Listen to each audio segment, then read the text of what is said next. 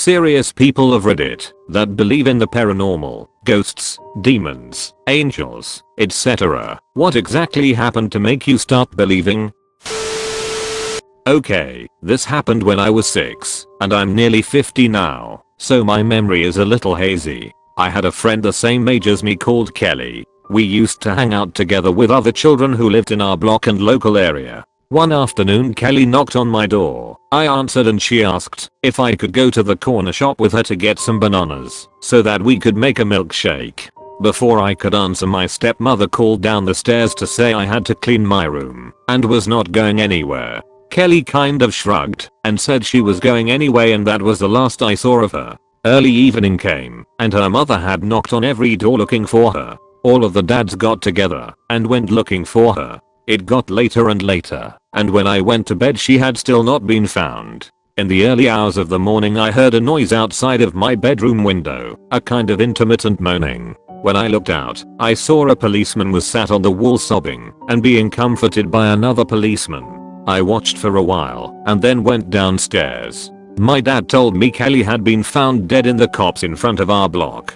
I later found out Kelly had been murdered by one of the older boys who hung out with us. I had to give a statement as I had seen Kelly the day before. Later police fed back that Kelly had been killed hours before she knocked on my door and that my recollection of events was impossible. The man who owned the corner shop said Kelly had never come in to buy bananas. I'm pretty sure the police thought I was lying and that my mother was either lying as well or mistaken about what she'd heard. From that time onwards I have believed that Kelly came to visit one more time before she left for good, and since then the idea of the paranormal has just seemed normal. My childhood home is haunted. Where my house is, there used to be another house. It burned down, and the father of the family who lived there died in the basement during the fire. The family sold the land, and the house was cleared away, and a new house built over the old basement. My grandmother, who lives in the same town, knows the family. Anyways, my parents bought the new house when I was a toddler and we've lived there for 20 years. The ghost of the guy who died in the fire, named Charlie, lives in our house, and it's pretty obvious. My mom says that once, when she and my dad were arguing, she took to the bedroom to cool off. She said, "Charlie, I wish you could knock some sense into him." Not 5 minutes later, my dad starts swearing from the living room. The shelves above his chair had fallen and knocked him in the head. They've never fallen before or since. Any animal we have, a couple dogs, when I was a kid, my cat now, will stare down the hallway for long stretches of time, then go bananas chasing something from the living room at one end to the bedrooms at the other, like they are playing with someone. I personally have heard footsteps, big, heavy footsteps, like someone wearing work boots, walk up and down the hallway, especially at night. It scared me as a kid, but now I just take it as Charlie checking on our safety. My grandmother, while visiting us one time, woke up in the guest bedroom to a shadow man standing in the doorway. She hid under the blanket for a few minutes, then decided it was safe. When she came out of the blanket, the shadow man was at her bedside, leaning over her. She hid under the blanket again, until she fell asleep. The most concrete evidence for me was the time Charlie scared something off. My bedroom was always the coldest room in the house, and often I felt uncomfortable in there, like I was sitting next to someone who disliked me. One day, I went to grab clothes for a shower, and walked right into a wall of evil halfway down the hall. I can't describe it fully, nothing looked different, I just felt like I had physically crossed a barrier into a force field of hatred. I knew without a doubt in my body that I was in danger, and without thinking, I hauled ass to the opposite end of the house, to the kitchen. I stood at the stove, shaking. I was about 14, afraid to look down the hallway in case I saw whatever was down there, but afraid that, if I didn't look, it would sneak up on me. I eventually convinced myself that I was being a baby and started slowly through the dining room and towards the hall, afraid the entire time. All at once, I felt a strong breeze blow by my left side, going down the hall towards my room, like how it feels when someone runs by you and barely avoids running into you. And I thought for a second that I heard a man's voice. I continued down the hall, and I couldn't feel the evil anymore. I went into my room, and it felt lighter and more comfortable than it ever had in my life. I thanked Charlie, and from then on, I've never felt that uncomfortable feeling in my room. I think he protects it now. But yeah, growing up in a haunted house is pretty convincing,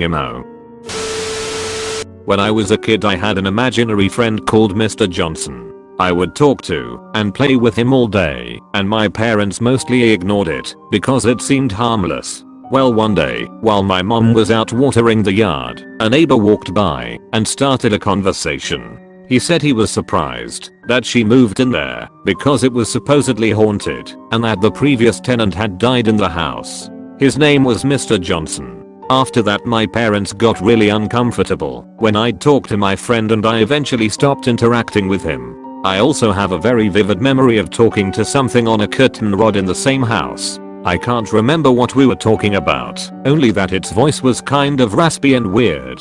When my dad came in and asked WTF I was doing, I remember the thing saying, "Say I'm God." So I told my dad I was talking to God and thought the freaked out look he gave me was hilarious, even though I had no real understanding of what God was or why that was such a strange thing to say.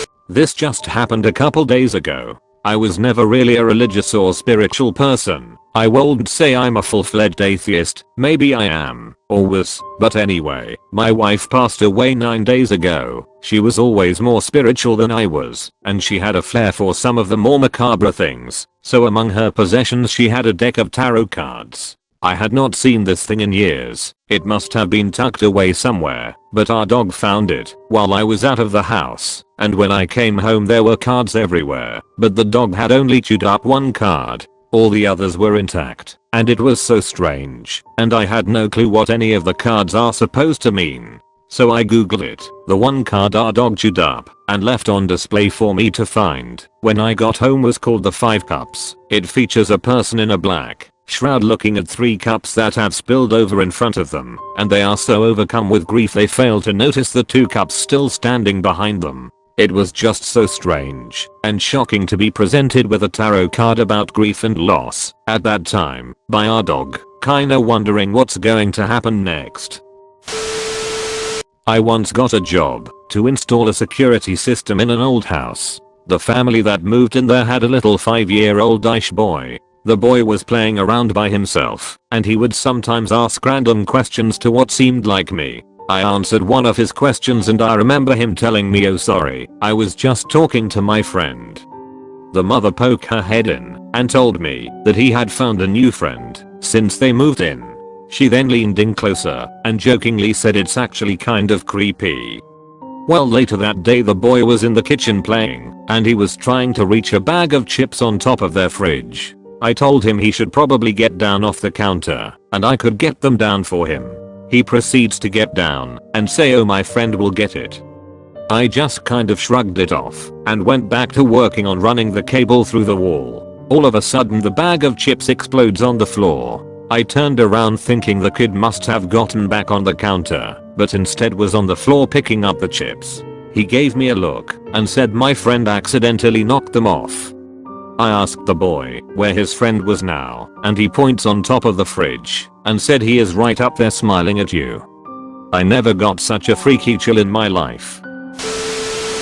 I'm a Buddhist and I have personal evidence of the continuance of existence after death. In Buddhism there is neither a body nor a soul that continues. Eternalism. This is the doctrine of anatta. What continues is more subtle. However, suffice to say that death is not the end of existence. I had not talked to my father for 18 years as he was a bipolar sufferer who self-medicated with alcohol and drugs, and, in his rage and hatred, was sexually and physically abusive.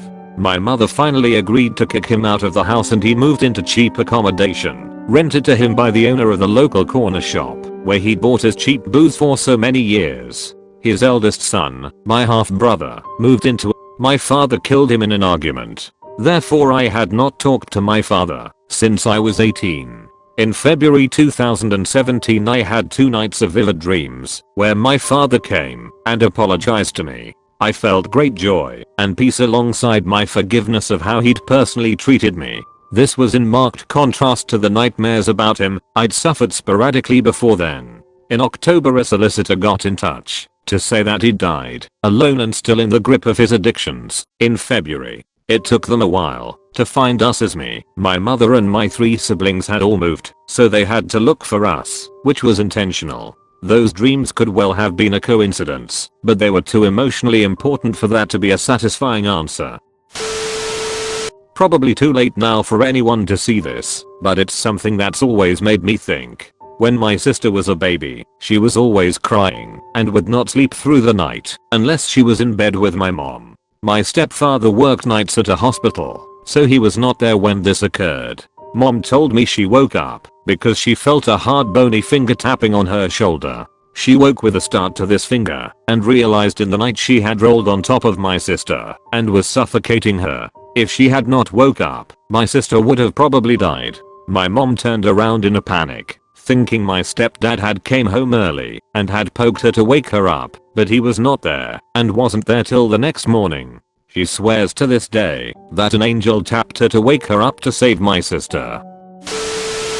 Worked at the Winchester Mystery House in San Jose for a while because I wasn't driving, yet I took the bus regularly to work. This bus usually dropped me off excessively early, like 7 AM for my 8 AM shift. Sometimes I would meet up with the key holders for the house and help open it, turning on lights and opening doors and such. One of these occasions I ran into a man in white overalls in one of the rooms. I say good morning and go about my way. He nods and says good morning with a really thick accent, German, I think. No biggie, sometimes there are workers who show up early to retouch some part or another of the house. I hadn't seen this guy around, but he might be newer. I mention it to the key holder. When I see him in one of the offices, he takes me to one of the workmen's sheds and points to a picture on the wall. Lo and behold, there's the workman with about 7 other people. The photo was dated to 1908. The tour guides named him Clyde. Stuff like that wasn't a daily occurrence, but happened regularly enough, particularly in the early mornings. I got used to being respectful of the house and whatever inhabitants lived there, enough so that when I put in my 2 weeks notice I got a gift from Mrs. Winchester. She played the piano for me. I loved that house and it broke my heart to leave it. Edit formatting.